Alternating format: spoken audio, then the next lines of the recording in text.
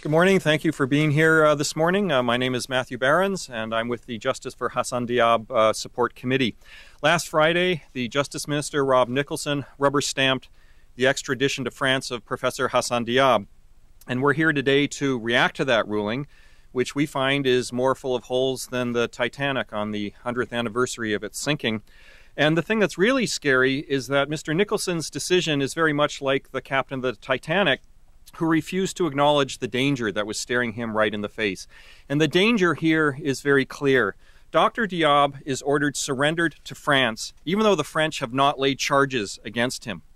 The whole case is based on mere suspicion, and now he faces being rendered to France to languish without charge in jail, possibly for years, while the French continue an investigation in which no charges have been laid. It's unthinkable that the courts in this country have been used as a proxy for the unfounded persecution of Dr. Diab, and that he should be sent overseas to jail when Mr. Nicholson and the French authorities themselves concede that there may not even be a trial. This is a nightmare beyond Kafka, and we have to ask the Canadian government, outside of what context, except for what we could possibly say is a Pink Panther movie, Inspector Clouseau, would Canada agree to send someone to France when, for example, Dr. Diab's fingerprints do not match the suspects? Dr. Diab's palm prints do not match the suspects. The physical description does not match. The handwriting does not match. And the Canadian extradition judge who heard this case last year found that the case was weak, suspect, and confusing, and also concluded that the case presented by France against Dr. Diab is a weak case. The prospects of conviction in the context of a fair trial, if such a thing might take place, seems unlikely. Mr. Nicholson says we must allow this to happen because Canada trusts the French system of justice. And yet the investigating magistrate driving this process in France represents an outmoded Napoleonic-era system that even French President Sarkozy has said should be abolished because it fails to represent the presumption of innocence. So on the one hand, we have Mr. Nicholson saying that we should trust the French system, but even the French president says it is not trustworthy. And yet we are supposed to take that calmly and allow Mr. Diab to be sent to France. Mr. Nicholson had before him expert opinions from some of the world's leading judicial and human rights organizations, stating that in a case like Dr. Diab's, the use of unsourced intelligence is introduced as evidence. The right to a fair trial and fundamental justice are hijacked. One report from a British human rights organization notes that such intelligence is, quote, unreliable, unfair, undemocratic, unnecessary, and damaging. And yet still, Mr. Nicholson says we should trust a system that even the French president says should be abolished.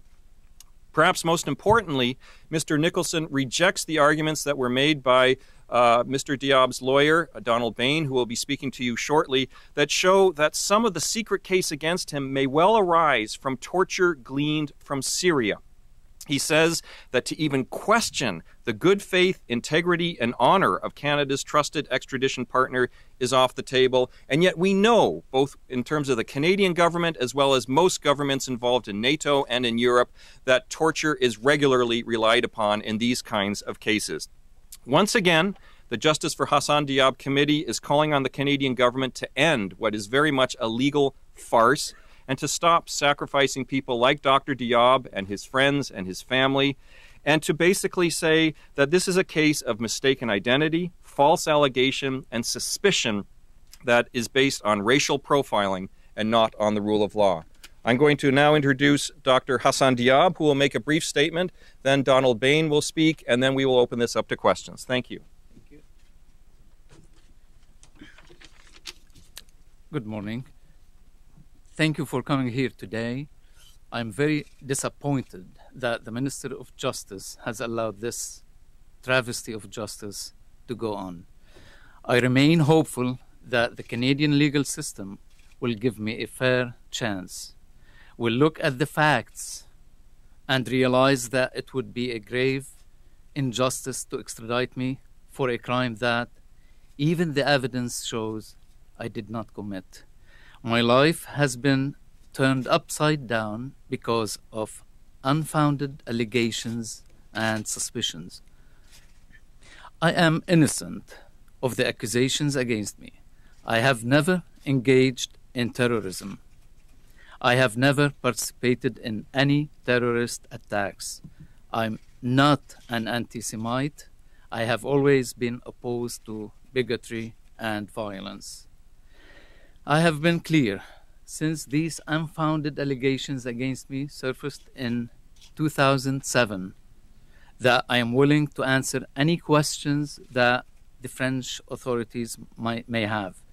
I have previously accepted the RCMP offer to take a polygraph test. I am anxious to clear my name, and I'm willing to do whatever it takes to prove my innocence. I would like to sincerely thank my lawyers, supporters, and family for standing by me throughout the past few years.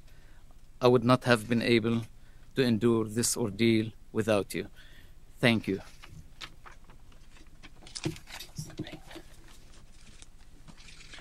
Among many wrongs and injustices in this case, I'd like to focus this morning on two that arise from the recent decision of the Minister of Justice. The first is, this is not extradition to stand trial at all. What is proposed here is extradition to assist an incomplete investigation. For the first time, and this was after 2.5 years in the Canadian courts and 5 months after Justice Méranger's decision, for the first time in November 2011, France admitted that they had an incomplete investigation and that in fact there may never be a trial or sufficient evidence to put Dr. Diab on trial.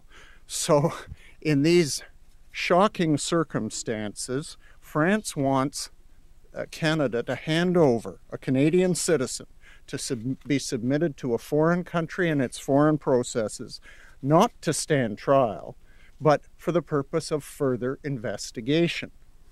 The law in Canada is that you can only subject Canadians to foreign processes and foreign processes to stand trial, not for investigation.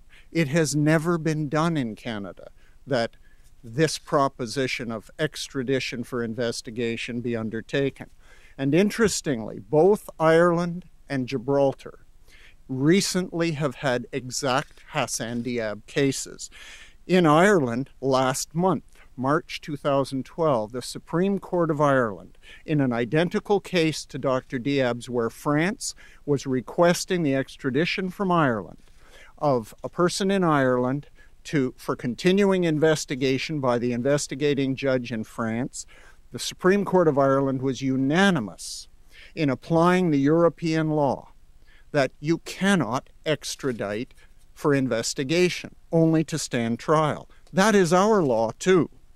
So Canada is now alone doing this, and Canada has never done this before Justice Nicholson, or the Justice Minister's decision. The decision is contrary to law, but it's also contrary to fairness and good sense. We simply cannot be sending Canadians abroad, around the world, so foreign regimes can investigate them. They either have a case against them or they don't. And one postscript to that issue is, I'm sure Justice Méranger would be surprised to hear, after 2.5 years in the courts, this French admission. Secondly, at least equally important and perhaps more troubling to Canadians, if the French do decide, having got their hands on Dr. Diab, to put him on trial, they're going to try him on secret intelligence. Secret, anonymous, unsourced, don't know where it comes from, uncircumstanced, so it may well be from torture, intelligence, material he can't possibly know or answer. Even the French have admitted, the investigating judge has admitted, he doesn't know where it comes from. His exact words are, we don't know the origin of this intelligence. Well, if you don't know the origin, how can Dr. Diab know it and defend against it? This is the type of intelligence labeling that was decried in Canada in the Arar inquiry and then in the inquiry conducted by Justice Iacobucci. But the Minister of Justice has taken it in Dr. Diab's case a step further. Instead of simply intelligence labeling, he's going to permit a Canadian citizen for the first time ever to be tried on secret intelligence, to be subjected to a conviction based on secret intelligence. This is material that Canadian law rejects as contrary to fundamental justice and the tenets of a fair trial. You could never do this in Canada, and in his reasons for this decision, the Minister of Justice concedes this. He says, yes, we've held in Canada this would render a trial unfair. But he calls it a finicky evaluation, this complaint that he's sending him off to trial by intelligence. He says he's not going to engage in any finicky evaluation of the differences in the French system. And I ask, on behalf of all Canadians, when did having a fair trial, not based on secret intelligence, become a finicky evaluation? This is a gravely troubling decision, a dangerous new low set by the minister in the already very troubling area of extradition law in Canada. The law that the leading text writer in Canada calls already the least fair law in Canada. The Minister of Justice's decision in the Diab case adds a new low of unfairness. Thank you. We can entertain questions. Yes.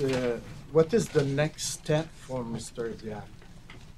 There is already an appeal pending from the decision of Justice Méranger about the French handwriting, that it was manifestly unreliable. That's a legal issue. From the minister, there is an appeal called judicial review.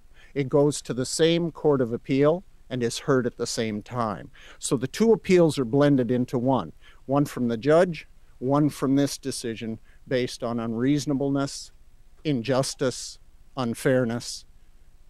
That is the process. There's no date set for hearing because, of course, the Minister of Justice's decision was only released on November the 4th. There's 30 days to file an appeal from that. The appeal from the decision of Justice Méranger has already been filed. So there will be an appeal drafted now before the end of April or by the end of April.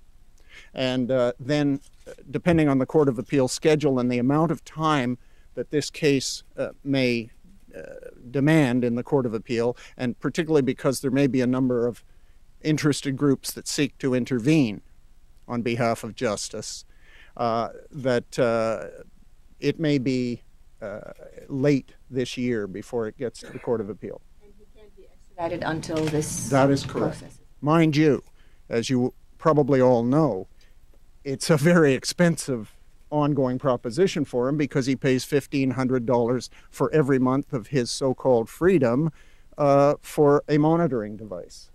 Remind me, when did the minister, because I think you had the wrong month there, when did the minister put the order of extradition? Was it April the 4th. April 1st. Did I say November? April. I'm sorry. April the 4th. Yes. Yes. So you're not expecting to go through with these appeals till the fall?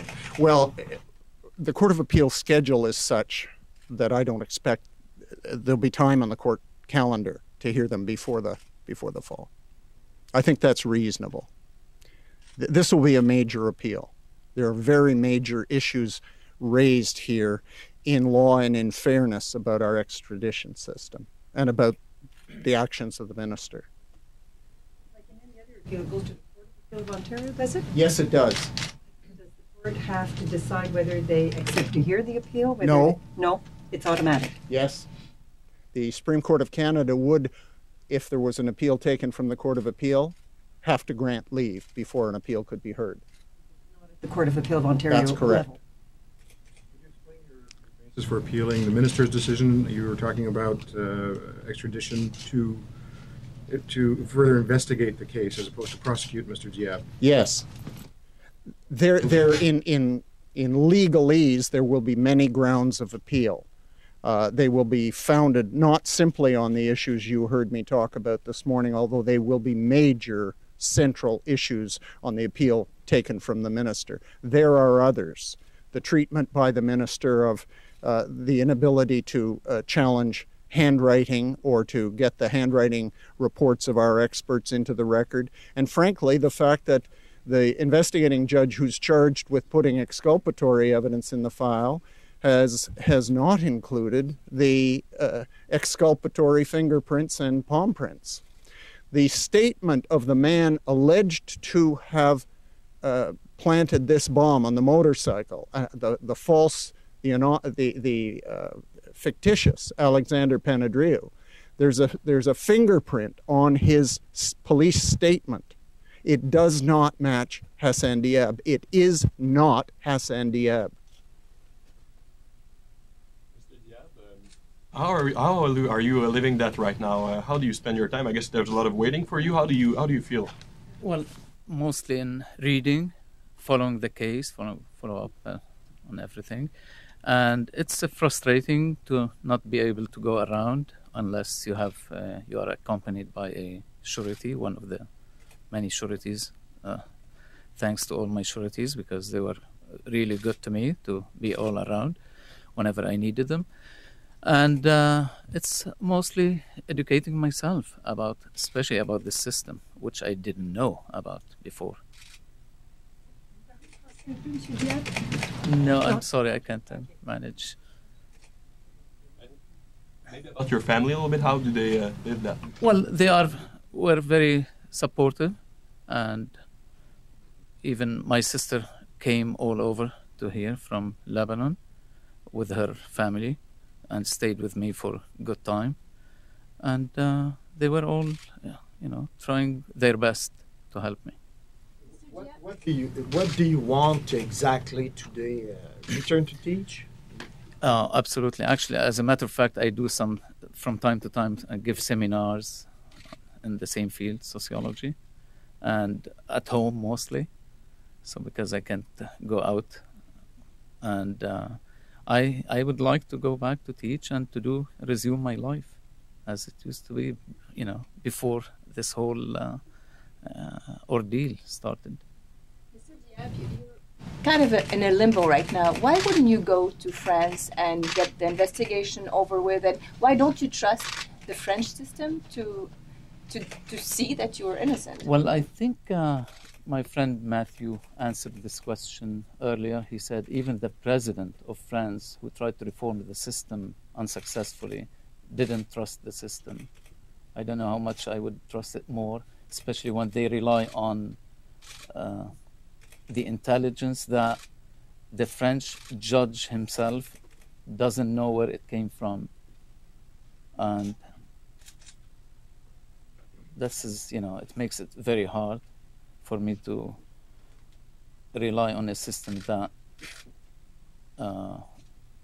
it's who deals with secret intelligence and unsourced ones. Mr. Diab, Yes. you've said before that you've made overtures to the RCMP in their investigation. Are you open to making the same overtures to French investigators who would come here to Canada? Oh, I said in my statement that I'm willing to answer their questions, any questions they may have, and I'm still here. But the RCMP actually withdrew their offer after that.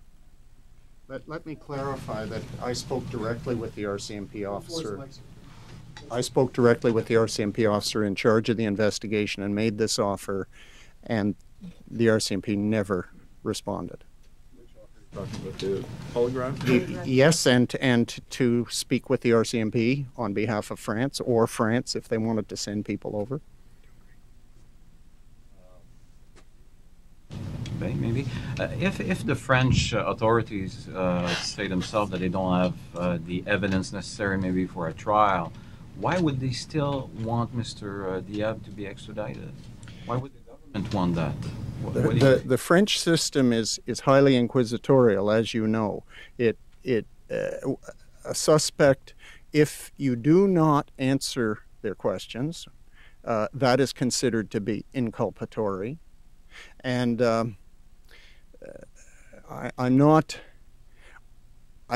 let's put it this way. The description they gave of the state of their investigation to Canada to answer some of our submissions was couched in terms, our submissions were about unfairness in this system that they have, the system that President Sarkozy wants to replace.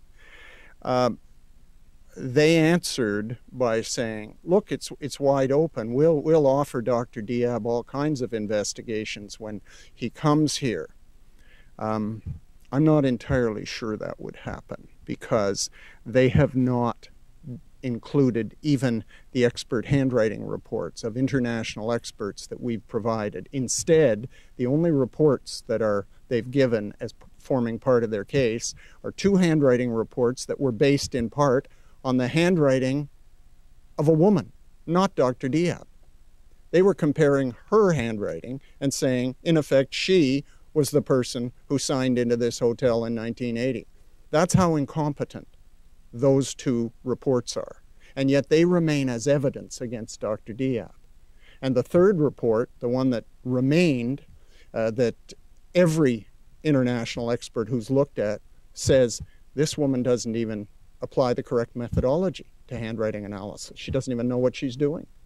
So it's hard to trust or credit the promises made or the statements made in the course of this investigation. When you're relying on secret intelligence to make your case, and you're willing to do that, I'm not willing to trust the liberty of a Canadian citizen to a regime that'll do that.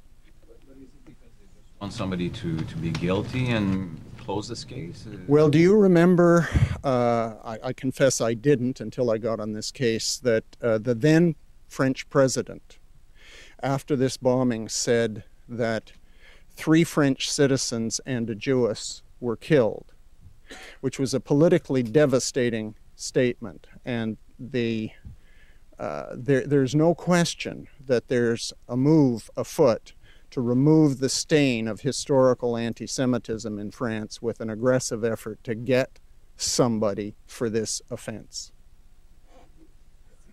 Can you clarify the status of the charges? I think it's been said before that charges were pending and now you're saying they're not. I didn't say that. The first speaker did. The issue is not whether charges are pending. Their system is different. The crucial question for extradition is, have they made a decision to submit this man to trial? That's why you extradite. You extradite to stand trial, to submit the person to trial, not to submit the person for any other purpose, particularly, and our courts have held, not investigation. But could you clarify the status of the charges? Because I'm just a bit confused on that. Well, let's put it this way. In the November 2011 statement that represents the official statement of the French Department of Justice, he has not officially been charged. He has not been put what is called mise en examen, judicial examination. And so he is not, according to the French themselves, officially charged. Could he have been charged without being there, though? Yes, he could have. That's the whole point of this.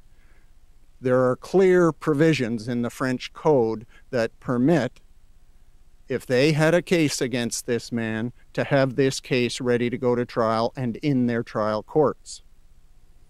They're trying to hide behind a false claim that, well, we need to get him here first to get him to the point of trial. Articles 134, 175, and 176 of the French Penal Code explicitly say you don't need to do that. I assume there have been invitations for French authorities to come here and do their investigation. Have there been, and if so, what has the response been to those invitations? Well, I spoke to that briefly a moment ago. The invitation that we made was through the RCMP because I don't deal directly with the government of France. I deal with their representatives here who were the Attorney General's Council and the RCMP. What arrangements have been made between the Attorney General's Department and the RCMP with the French officials, I do not know. I can tell you the French officials went to California to investigate part of this matter. I do not know. They certainly haven't shown up here seeking to speak with Dr. Diab. Okay. Thank you so much. Thank you. Thank you.